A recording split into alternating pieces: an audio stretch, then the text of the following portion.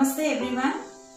Today in this class, let me start this class with a small recap. In the last class we learned a meaning of quadratic equation and exercise 4.1 we completed. So in this class, let me explain. Before I start exercise 4.2, let me start with a few points. So that is, you are going to learn what is the difference between quadratic equation and a quadratic polynomial. And also you are going to learn what is the meaning of zero or a root or a solution of a quadratic equation. And also you are going to learn how many zeros are there for a quadratic equation. So let me start. So here you can see, just now I asked what is the difference between quadratic equation and a quadratic polynomial. So in the last chapter, your previous chapter, you learned, children, already what is quadratic polynomial. Just recall the definition of quadratic polynomial. I'll give a comparison between quadratic polynomial and a quadratic equation. So here you can see ax square plus bx plus c is a quadratic polynomial. And when you equate a quadratic polynomial to any real number or a zero, that is ax square plus bx plus c equate to 0 becomes a quadratic equation. So when an equality symbol is there in a quadratic polynomial, it becomes a quadratic equation. So coming to the main heading, solution. So what is meaning of solution? So is a solution or a root or a zero, are they same or different? So zero or a root or a solution is the value of x in an equation that satisfies the quadratic equation. So what is the meaning of this? Let me explain you with a small example. Here I have taken x square plus 5x plus 6 equal to 0. So this is trial and error method I am taking. I am not going for any methods. So let me take x equal to minus 3. So if I substitute in place of x minus 3 whole square plus 5 into minus 3 plus 6. You can see here 9 minus 15 plus 6. Minus 15 plus 15 equal to 0. So with this I can tell that x equal to minus 3 is a solution of this quadratic equation because it satisfied. Similarly, let me take x equal to minus 2 and substitute again in this given quadratic equation. So when I substitute, I will get here 4 minus 10 plus 6, 10 minus 10 equal to 0. So with this I can tell you that x equal to minus 3 and x equal to minus 2 are two solutions of quadratic equation.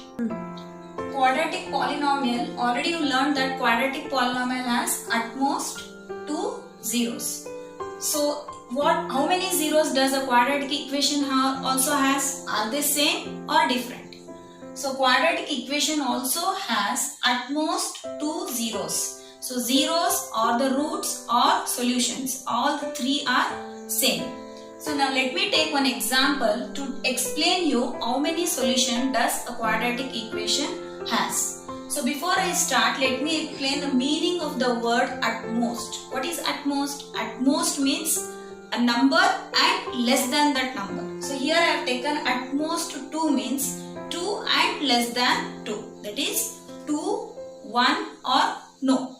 So let me take one example. Here I have taken x square plus 5x plus 6 equal to 0.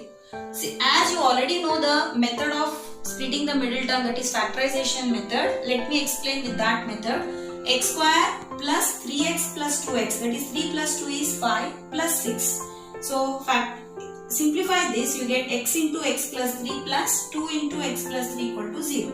So we got the two factors. With an equation, I got the two factors. X plus 3 into x plus 2 equal to 0. When I equate the factors, I will get a solution. That is, if x equal to equating to 0, we get x equal to minus 3, x equal to minus 2. So with this I can tell that this particular equation has 2 zeros or solutions, that is minus 3 and minus 2. Let me take one more equation so that I can explain what is meaning of 1 0. So sometimes we get repeated zeros, that is x square plus 6x plus 9 equal to 0. Take an example and factorize it.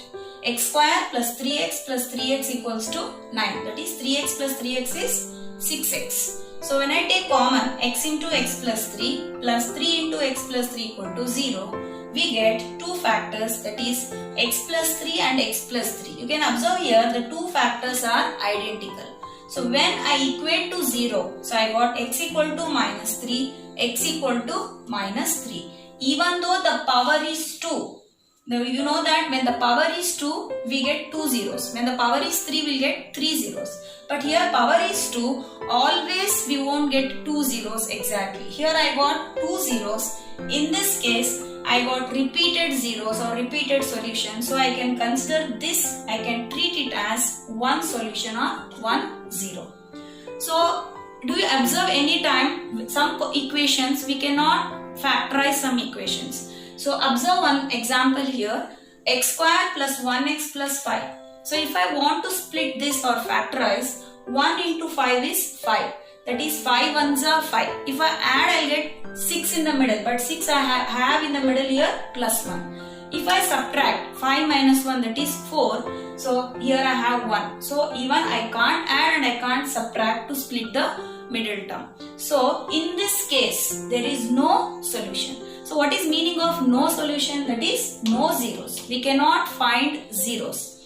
We cannot find real zeros, but we can find the imaginary zeros that you will be learning in higher studies. So with these three examples, we can conclude that quadratic equation also has at most 2 roots or 2 solutions. Thank you.